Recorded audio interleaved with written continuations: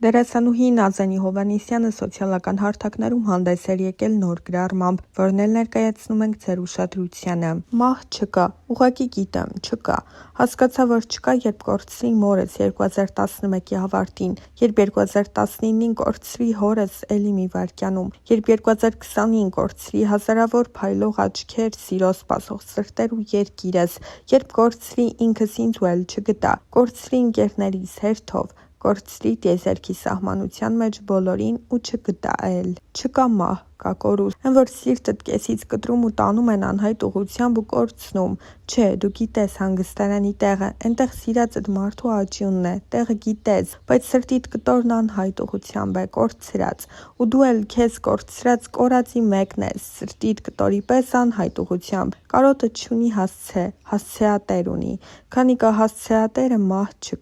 չկա, բայց կա մահացում ապրողների, երբ ոչ զգում են, ոչ էլ հույս ունեն, մահացած են, իբրև ազգ մի 1000 անգամ մահացել ենք, էլ ինչից ենք վախենում, ինչքան վախենալ, մեռածի մեռնելու վախը ո՞րն է, հոգին է փրկել պետք, հոգու մահ կա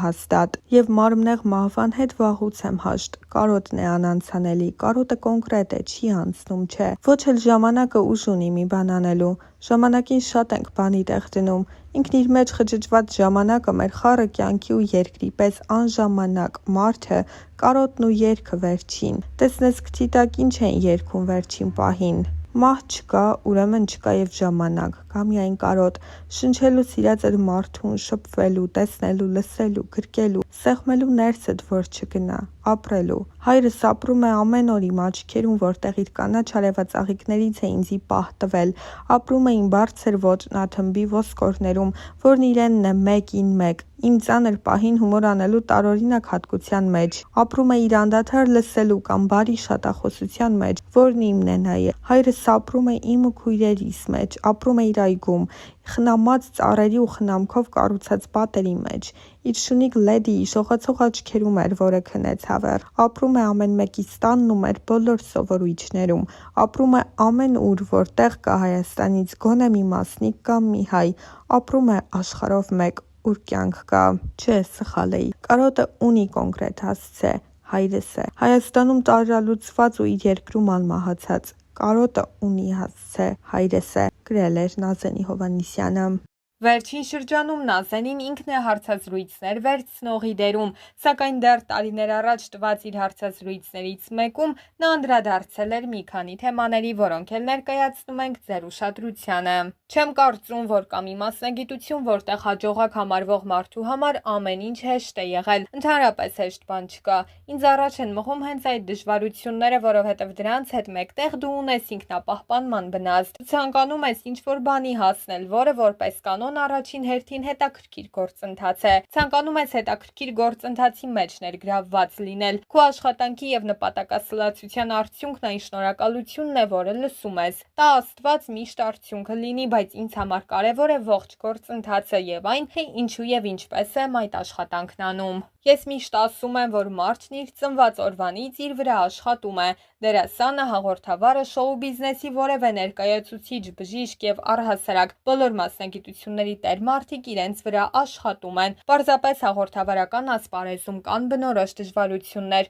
Եթե ենթադրենք բժշկական ասպարեզում հնարավոր է գտնել սրտի վիրահատության նոր եղանակ եւ ապա պահպանել վիրահատության այդ ավանդույթը, ապա հաղորդավարության ասպարեզում պահպանելով սկզբունքները պետք է անընդհատ նոր բան ներկայացնել, որքան աշխարհը շարժվում է, փոխվում, նույնքան էլ մարդն է ամեն վայրկյան փոխվում։ Հաղորդավարը վայրկենական փոփոխության տեսանկյունից պետք է կարողանա փոխել այն մասնագիտությունը, որի կրողն է։ Հաղորդավարի դեպքում չկան հստակ կանոններ, որոնց պահպանելու կամ չպահպանելու դեպքում կարող ենք ասել լավ կամ վատ հաղորդավար է։ Շատ անհատական մանրուքներ կան, որոնք պետք է հաշվի առնել։ Հաղորդավարական ասպարեզում ամենակարևոր գործոնը մարդն է եւ ամեն մի նյուանս շեշտադրվում է այդ գործոնով։ Առաջին հերթին պետք է մարդ լինել, փորձել լինել հետաքրքիր, զարգացած, կրթված եւ իմ կարծիքով նաեւ բարի։ Կան պրոֆեսիոնալ մարդիկ, ովքեր բարի չեն եւ իրենց ներքին չարությունը միշտ եթերից զգացվում է։ Բարությունը ստեղծելով ջերմ եւ ազատ միջավայր հնարավորություն է տալիս դիմացինին անկեղծանալու։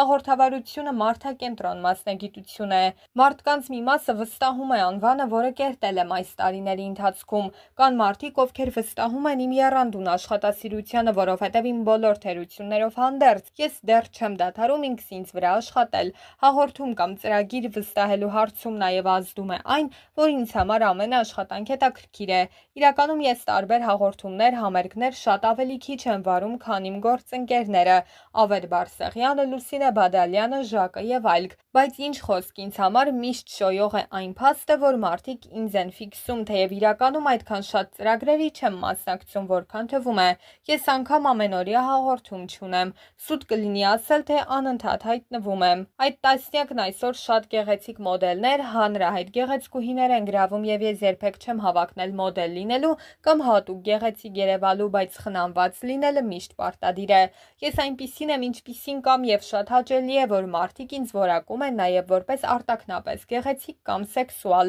Հայաստանում նորաձև կամ սեքսուալ երևալու համար հատուկ քայլեր անել չարժե, որովհետեւ փոքր երկիր լինելով մենք միշտ ուշադրության կենտրոնում ենք։ Այստեղ կինը կամ միշտ սիրված գնահատված է, կամ էլ շատ քարկոծված։ Ամեն դեպքում լավ է, որ կինը մեզ մոտ միշտ ուշադրության կենտրոնում է։ Մյուս կողմից էլ իհարկե ես ցանկանում եմ միշտ արտաքնապես ներկայանալի տեսք ունենալ։ Դա իմ աշխատանքի բաղկացուցիչ մասն է կազմում։ Ինչպես ներքին հիգիենայի պես հետևում, այնպես էլ քո արտաքինին պետք է հետևես։ Մեկն առանց մյուսի չի կարող լինել։ Հաճախ ինձ երիտասարդ աղջիկներ են դիմում եւ հարցնում, թե ինչպես կարելի է հաղորդավար դառնալ։ Պատասխանը սա է. հարցն այն չէ, թե ինչպիսի դիմագծեր կամ ինչ ֆինանսական հնարավորություններ ունեն։ Մաքրությունը, կոկիկությունն ու ներկայանալի տեսք ունենալը բոլորովին գումարի հետ կապ չունեն։ Ինքս երկար ժամանակ անցել եմ մի փուլով, երբ չկային դիզայներներ, հնարավորություններ եւ այլն, բայց միևնույնն է, ես միշտ փորձում էի իմ փոքրիկ փորձերով ներկայանալի տեսք ունենալ եւ առհասարակ ամենակարևոր բանն արտաքինից առավել ներքին տեսքն է, բովանդակությունը, որը չի կարող չարտացոլվել արտաքինի մեջ։ Կան մի շարք զգեստներ եւ սանրվածքներ, որոնց հեղինակը հենց ես եմ, բայց ես մեծ սիրով աշխատում եմ եւ դիզայներների, եւ վարսահարդարների եւ դիմահարդարների հետ, թեև որպես կանոն իմ մեջ գիտեմ ինչ եմ ուզում։ Դա շատ կարեւոր է մարդու համար ճանաչել ինքդ քեզ եւ հասկանալ ինչ ես ուզում։ Այն արտիստներին, որոնք այդքան էլ ինքնուրույն չեն այս հարցում, ես միշտ հորդորում եմ մասնագետի դիմել, որովհետեւ մենք ունենք շատ լավ դիզայներական դպրոց, հրաշալի դիմահարդարներ, վարսահարդարներ։ Եթե մենք անհաջող հարևաններով շրջափակված չլինեինք, ցանկացած հայ դիզայներ կարող էր հավակնել աշխարհահռչակի լինելուն։ Ես շատ փակ ու չշփվող մարդ եմ։ Օր կա լավն եմ, օր կա վատը, օր կա շփվող եմ, երազում եմ մարդկանց մասին, ցանկանում բոլորին օգնել, բայց օրեր էլ կան, որ ուզում եմ փախչել բոլորից եւ մեկուսանալ։ Հաղորդավարի գործը որքան հետաքրքիր է, նույնքան էլ սթրեսային։ Սթրեսն իր հետ բերում է թախիծ, տխրություն, կորուստ։ Հաղորդավարն անընդհատ էներգիա է տալիս։ Ես փորձում եմ լցվել, կարդալ, եկեղեցի գնալ, հոգեվոր սնունդ ստանալու, փորձում եմ լինել հասարակական ակտիվ մարդ, բայց աշխատում եմ, որ առկա ամենավատը նեգատիվը չսողոսկի իմ մեջ, որովհետև դրանից հետո սկսում ես ներսից հուսահատվել ու միակ լուծումը թվում է երկրից գնալը։ Հետո անալիզի ես ենթարկում եւ հասկանում, որ իրականում ուզում ես քեզնից փախչել։ Ես կարող եմ վստահեցնել, որ իմ շատ գործընկերներ նույն փաստի առջև են կանգնում, երբ անընդհատ աշխատում են, փորձում են անել այն, ինչ կարող են, նույնիսկ չեն կարող, բայց երբ հենց այնպես նեգատիվ են ստանում, սպանվում են։ Խոսքը մարդուն ավելի շատ է սպանում, քան զենքը։ Զենքով մեռած մարդու մահը միայն ֆիզիկական է, իսկ խոսքով սպանված մահը հոգևոր է եւ ցավոք սրտի սպիացած վերքն անընդհատ արյունահոսում է։ Բարի լույս, այս քանի օրը ուշադիր հետևում էի Ֆրանսիայում տեղի ունեցած օլիմպիական խաղերի բացման արարողությանը, դրանից բխող խայտարակ իրավիճակներին, իրականում հանած մի քանի արտիստի ելույթը մնացածը ինձ համար գոնե սարսափելի էր ու կան լուսանկարներ, որոնք նույնիսկ այստեղ ես ինձ թույլ չեմ տա տեղադրելու, կիսամերկ տղամարդիկ, մերկ կանայք, մերկ մինչև իրենց սեռական օրգանները, ու ասենք չեմ ընկալում դրա էֆեկտը որն է ու դրա ազատությունը որն է, իսկապես չեմ ընկալում, երբեք չեմ ընդունել, հիմա առավելևս չեմ ընդունում, ու երբ որ մանավանդ օլիմպիական խաղերի համատեքստում էլ ինչ որ առանձին մասնավոր կներեք փարթի չի, որ ասես թե լավ իրենք իրենց գործը, ու դա բոլորովին ազատության հետ աղերս չունի, բոլորովին, ու մանավանդ խորհրդավոր ընթրիքի իրենց կապկումը, այդ խայտարակ պերսոնաժներով, որ այն աստիճանի, որ իսլամական աշխարհն է արդեն պաշտպանում քրիստոնեությունը, այդ աբսուրդի ենք հասել։ Եվ այդ է ասում, որ մենք Այսինքն հայկական իրականության մեջ միշտ չենք դիտարկում աշխարհաքաղաքական տարբեր իրադարձություններ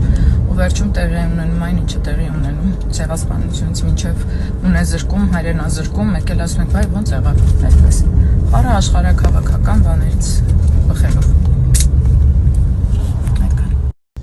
Եվ երեկվա դիտարկմանս հետ կապված ստացա շատ նամակներ նրա մասին էր, որ եկեղեցում պատարագի ժամանակ նկատողություն են անում շատ դեպքերում կանանց, աղջիկներին, եւ նրանք նեղված, խոցված գնում են, փոխարենը հավատքի մեջ ամրանալու ավելի մոլորվում են, նեղվում են։ Ես չեմ ասում, որ կարգը չպահպանվի։ Ես չեմ ասում ստեղծեն հատուկ արտոնյալ պայմաններ միայն նրա համար, որ կինը պատարագի մասնակից է կամ տարիքով է կամ բան, բայց ես ասում եմ բոլոր կանոններից առավել կարևոր է սիրո կանոնը։ Եվ մանավանդ, եթե արվում է նկատողություն, այն էլ հոգևորականի կողմից կապ չունի, սարկավակ է, բարձրաստիճան հոգևորական է, շատ կարևոր է տոնը, նկատողության տոնը, ու նկատողություն թող դա չլինի, այլ ուղղորդում։ Այո, մարդիկ չգիտեն, այո, շատերս թերի ենք, այո, քրիստոնեությունը պարզվում է մեր պետական կրոնը չի, որևէ կերպ, այո, մենք մոլորված ենք, այո, լիքը խնդիրներ, մարդկայնորեն, սիրով ուղղորդ է։ Ոչ թե քննախույս, հարցախույս, հատուկ տոնով, ասես ծառաներ են այդ մարդիկ